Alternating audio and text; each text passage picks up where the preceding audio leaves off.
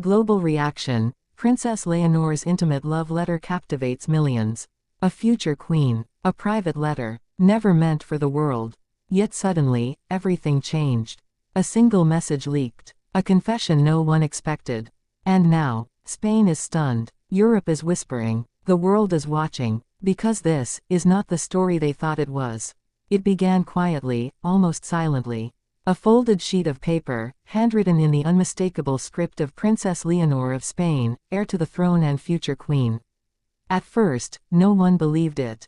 A leaked letter. From her. Impossible. The Spanish royal household is one of the most secretive institutions in Europe, a fortress of tradition, silence, and discipline. Nothing escapes without layers of approval. Nothing personal ever sees the light of day. And yet here it was. A letter so intimate, so raw, so unexpectedly vulnerable that it spread like wildfire before the palace could even react. Millions clicked. Millions shared. Millions cried. And somewhere in the whirlwind, a deeper truth began to unfold. Because this wasn't just a letter.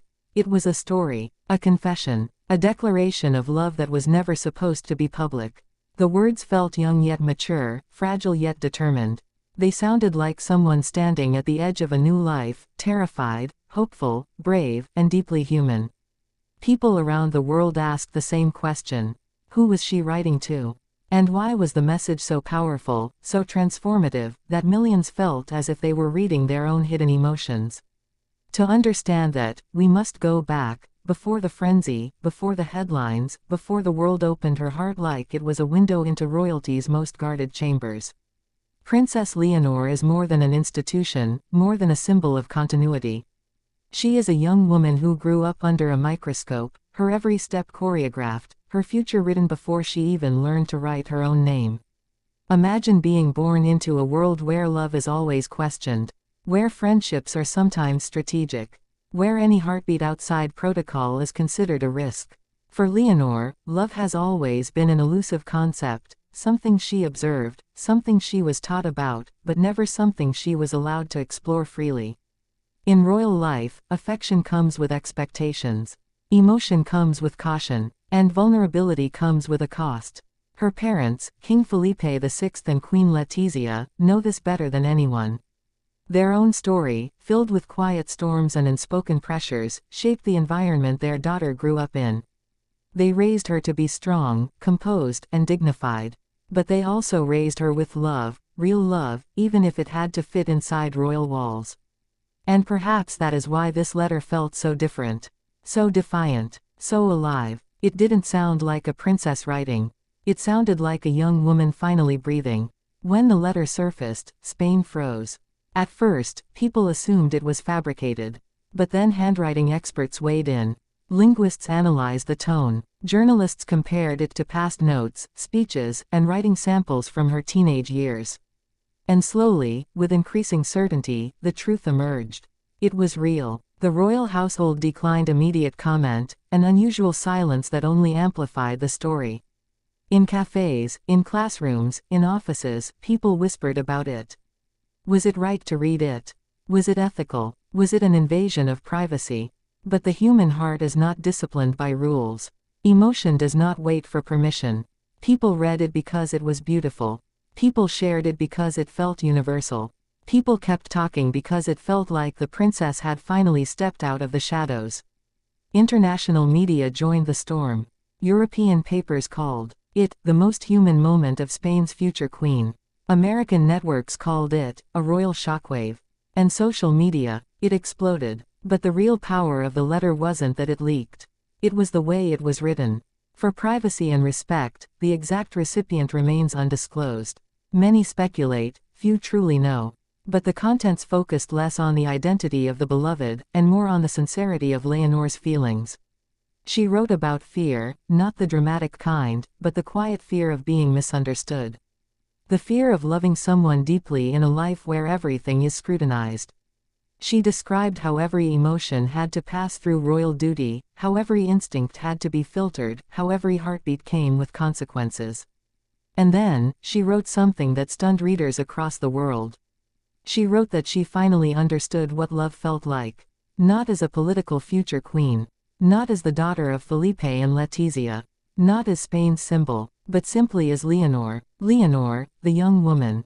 Leonor, the person. Leonor, with hopes and dreams that existed outside of crystal palaces and national expectations. She described love not as rebellion, but as refuge. Not as disobedience, but as discovery. Not as danger, but as truth. Her words were not dramatic, they were honest.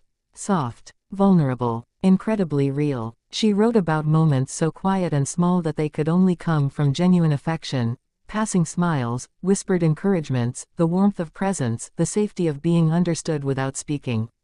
And then she admitted something even more powerful. For the first time in her life, she felt seen, not as a princess, but as herself. That line alone sparked an entire global conversation. Because who hasn't wanted that? Who hasn't wished to be loved not for their role, but for their soul?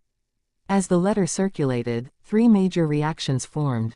Reaction 1, admiration. Millions praised her openness, her emotional intelligence, her willingness to express love in a world that demands restraint.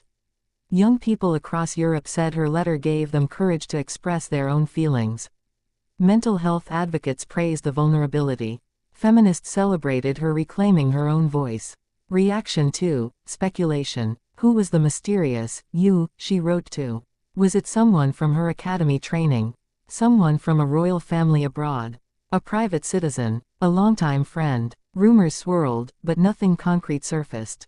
And yet, the guessing game only amplified global fascination.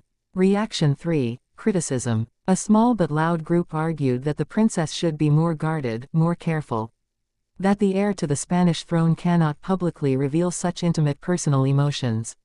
That the monarchy must remain above the unpredictability of the heart. But even critics admitted something undeniable. The letter made Leonor more relatable than any speech, ceremony, or official appearance ever could. Behind the scenes, the atmosphere was tense. King Felipe reportedly viewed the leak as a breach of privacy, a threat to institutional stability. Queen Letizia, however, was said to be torn, frustrated at the intrusion, yet quietly proud of her daughter's emotional clarity. For Leonor, the moment was overwhelming. She never intended for the world to read her heart. She never wanted her private feelings to be dissected like a political event. But there is something deeply symbolic here. For centuries, royal families across Europe controlled their image with iron discipline. Personal emotions were edited, hidden, shaped for public consumption. Leonor's letter shattered that pattern. Not intentionally, but undeniably. It reminded the world that royals are human. That duty and emotion coexist, even clash. That even future queens fall in love. What truly captivated millions was not scandal. It was not mystery. It was not drama. It was authenticity. The letter revealed a powerful truth often forgotten.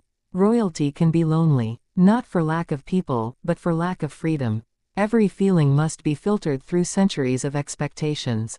Every friendship judged. Every relationship evaluated for compatibility with a crown. So when Leonor expressed pure, unedited emotion, something ordinary people take for granted, it felt extraordinary. It showed Spain and the world that she is ready to lead not just with protocol, but with humanity. This letter wasn't a mistake. It was a milestone, a sign that the future queen will bring a new era, one where vulnerability is not weakness but strength.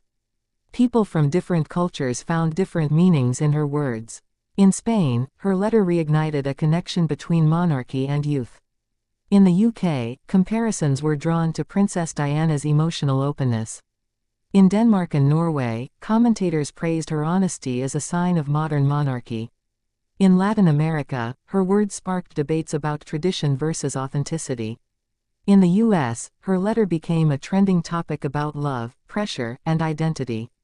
It became more than a royal story. It became a human story.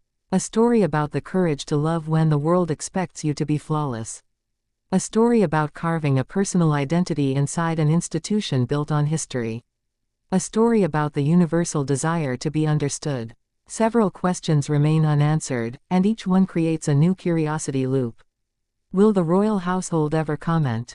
Will Leonor reveal the identity of the person the letter was for? Will this deepen Spain's emotional connection to her, or complicate her path to the throne? And perhaps the biggest question of all, Will her love endure the pressure that comes with her future? Love, for most people, is a private journey. But for Leonor, it is inevitably a national story.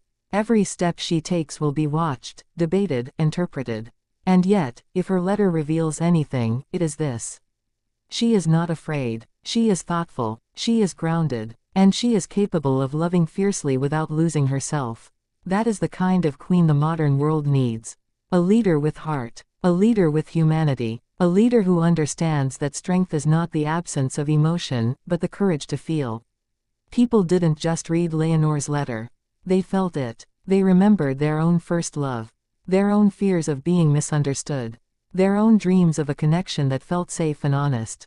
Leonor's words triggered something ancient and universal. The desire to be loved without conditions. The desire to be truly seen. The desire to belong to someone, not because of status but because of soul. Her letter touched those who feel unheard. Those who hide their emotions. Those who fear the consequences of loving too deeply. Those who live behind roles, masks, expectations. Because at the end of the day, princess or not, we are all human. We all want to be cherished. We all want to be known. And in expressing her truth, Leonor unknowingly expressed ours. The global reaction to Princess Leonor's intimate love letter is more than fascination. It signals a cultural shift. The age of distant, untouchable royalty is fading. The age of human, relatable royalty is rising. Leonor stands at that crossroads. Her letter, unintended though it was, became a symbol of the monarchy's future direction. One that embraces authenticity. One that connects instead of separates.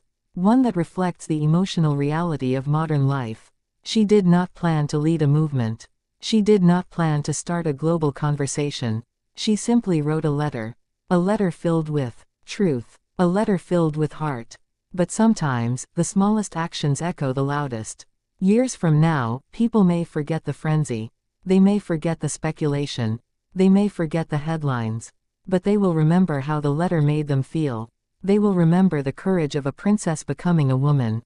They will remember a future queen who dared to love.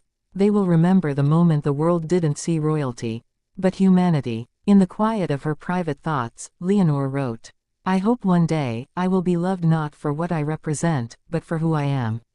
Today, the world answered that hope. Because through her letter, millions finally saw her, not as a crown, not as an heir, not as a symbol, but as Leonor, a heart learning to love. A young woman growing into her destiny.